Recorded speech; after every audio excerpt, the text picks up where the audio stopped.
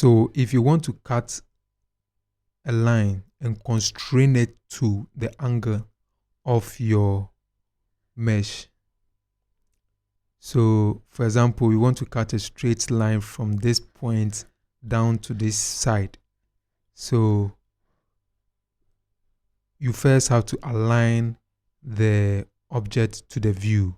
So for example, in this tutorial, I'm going to use the top view. So 7, we want to cut a straight line from this point down to the bottom part.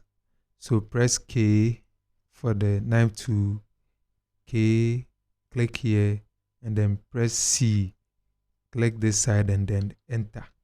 So it's going to cut a straight line from here to this point.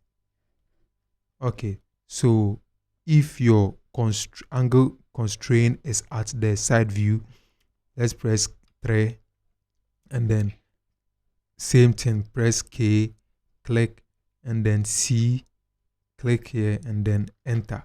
So it's going to cut a straight line from here to this point.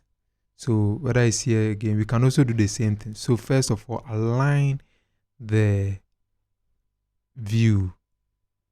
So whether it's the top view, whether it's the top view, side view, the front view, so on and so forth.